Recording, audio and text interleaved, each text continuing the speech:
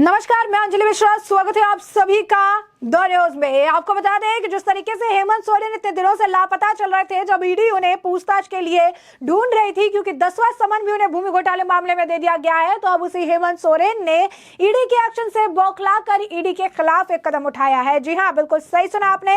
आपको बता दें कि हेमंत सोरेन ईडी के अधिकारियों से इतने ज्यादा बौखला गए हैं कि हेमंत सोरेन ने ईडी के अधिकारियों पर SC/ST एक्ट के तहत जो है थाने में खुद ही मुकदमा दर्ज कराया है। जी हाँ, बिल्कुल सही सुना आपने। झारखंड के सिटिंग मुख्यमंत्री जो कि काफी देर तक लापता थे, बकायदा बीजेपी वालों ने इनके ऊपर 11,000 रुपए का इनाम भी रखा था कि लापता मुख्यमंत्री को ढूंढ के निकालो। लेकिन ये लापता मुख्यमंत्री जब इनका पता चला तो मुख्यमंत्री इतने ज्यादा बिफर गए कि ईडी जो कि अपना काम कर रही है, ईडी जिसने लगातार 1 नहीं 2 नहीं 3 नहीं 4 नहीं 10 समन इन्हें भेजे, ईडी जो कि इनके घर पर जाकर पूछताछ करने के लिए भी तैयार है, इन्हें कोऑपरेट कर रही है, उसी ईडी के अधिकारियों के ऊपर हेमंत सोरेन ने खुद जाकर जो है मुकदमा दर्ज कराया है। और ये मुकदमा उन्होंने SC/ST एक्ट के तहत दर्ज करवाया है। SC/ST एक्ट का सबसे बड़ा दुरुपयोग अगर आप देखेंगे तो इस वक्त देखने के लिए मिल रहा है। लगातार जो है अगर आप देखेंगे इस तरीके से ये बात निकलकर सामने आ रही है कि मुख्यमंत्री हेमंत सोरेन इतने ज्यादा बौखला गए कि SC/ST एक्ट का उपयोग ये दुरुपयोग करते हुए ईडी अधिकारियों के खिलाफ ही उन्होंने एक्शन ले लिया। अब इस पर रिएक्शन आना भी अगर आप देखेंगे तो लाजमी है, क्योंकि हर एक्शन पर एक रिएक्शन तो होता ही है। अब यहाँ पर जो रिएक्शन है वो भी लगातार देखने के लिए मिल रही है कि किस तरीके के व्यक्तित्व हैं। पहले इतने घंटे तक लापता थे, 10-10 समन इन्हें भेजे जा रहे हैं, इनका कोई भी पता नहीं चल रहा है। और अब जो लोग अपना काम कर रही हैं, कार्रवाइयां कर रही हैं, अब उनके खिलाफ भी कार्रवाई करने से ये पीछे हटते नजर नहीं आ रहे हैं।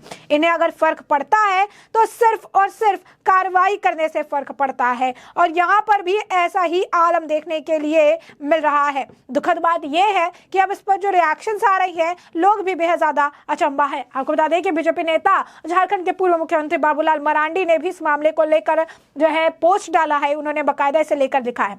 हेमंत सोरेन ने ईडी के अधिकारियों पर SC/ST एक्ट के तहत SC/ST थाने में खुद ही मुकदमा दर्ज कराया है।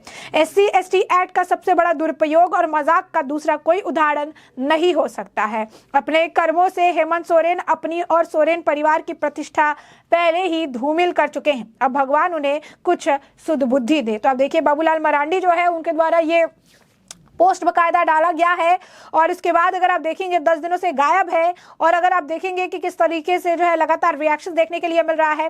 यही नहीं, इस मामले को लेकर बीजेपी के नेता निशिकांत दुबे ने भी हेमंत सोरेन पर जमकर जो है निशाना साधा है, क्योंकि लगातार अगर आप देखेंगे तो SC/ST एक्ट जो है एक सेंसिटिव एक्ट है और इस एक्ट का इस तरीके का दुरुपयोग बिल्कुल भी सही नहीं है। बिल्कुल भी अगर आप देखेंगे तो जो है इसके ऊपर अगर कहीं ना कहीं अगर देखेंगे तो ये बिल्कुल भी इस तरीके से करना सही नहीं है। इस तरीके से इसका दुरुपयोग करना बिल्कुल भी सही नहीं है। इस तरीके का काम जो है इन्हें नहीं करना चाहिए, लेकिन ये बाज आते नजर नहीं आ रही हैं। अब इसे लेकर बीजेपी नेता निशिकांत दुबे ने क्या लिखा है ये भी हम आपको बताते हैं। उन्होंने लिखा है, मुख्यमंत्री हेमंत सोरेन जी, ईडी के अधिकारियों के ऊपर आपने ST होने का हवाला देकर केस दर्ज कर दिया।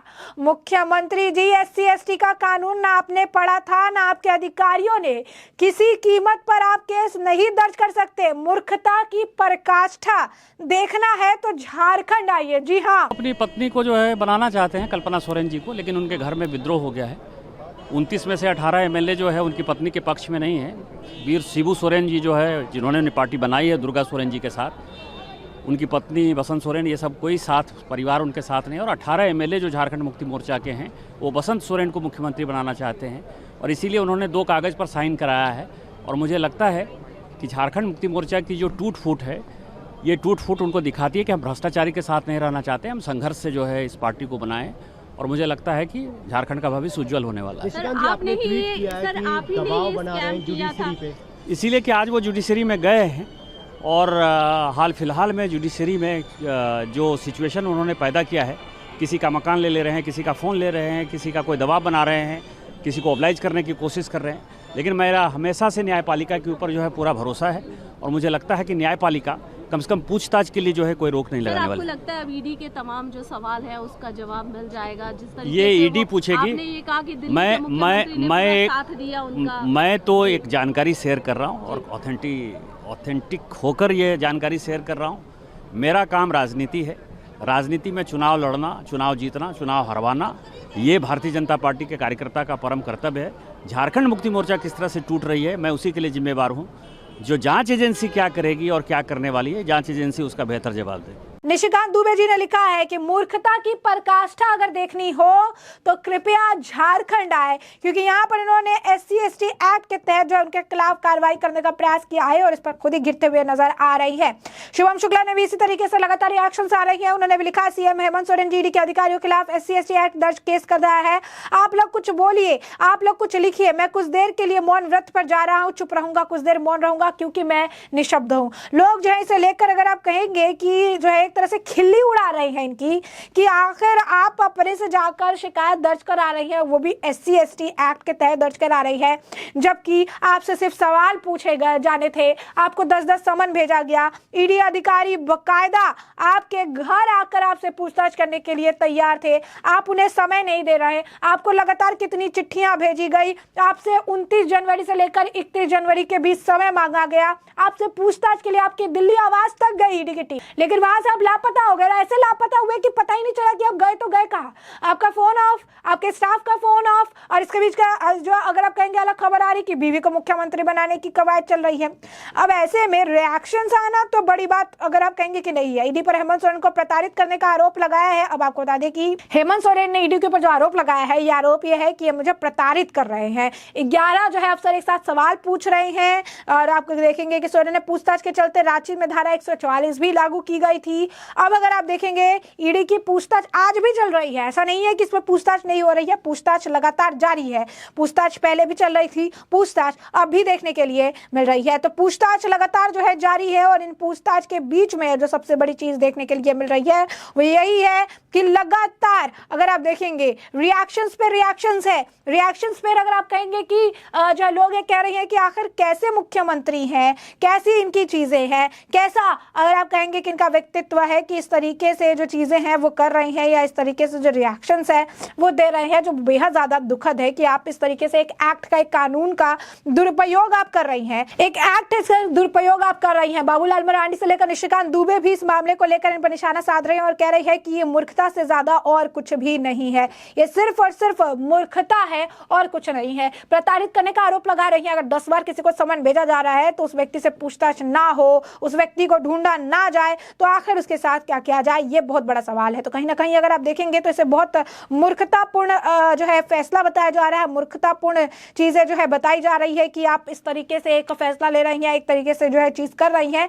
बिल्कुल भी जो है इसको अगर आप कहेंगे बर्दाश्त नहीं किया जाएगा या चीजें नहीं देखने के लिए मिलेगी। तो ईडी के अधिकारी अपना काम कर रही हैं, लेकिन ये भी इन्हें पसंद नहीं आ रहा है और ईडी के अधिकारियों पर ही इन्होंने जो है रिएक्शंस देने शुरू कर दिए हैं। खुद जाकर FIR भी दर्ज करा रही है, जिसे लेकर अब लोग उनका निशाना साध रहे हैं। और अगर आप कहेंगे, यूं कहिए कि इसे लेकर अब उनका मजाक भी बन रहा है। बकायदा कहा जा रहा है कि अब देखिए कि आइए और आपको हंसी आएगी कि इस तरीके के भी सिचुएशन जो है देखने के लिए मिल रहा है, जहां पर अगर कहेंगे कि किसी भी तरीके की सिचुएशनिंग अगर आप देखेंगे इस वक्त तो हैंडल नहीं हो पा रही है। तो हेमंत सोरेन जिनके लेकर इस वक्त घोटाले को लेकर, जिस घोटाले को लेकर 10 समन जारी किए गए, ईडी के अधिकारी उन्हें ढूंढने का प्रयास कर रहे थे क्योंकि ये लापता चल रहे थे।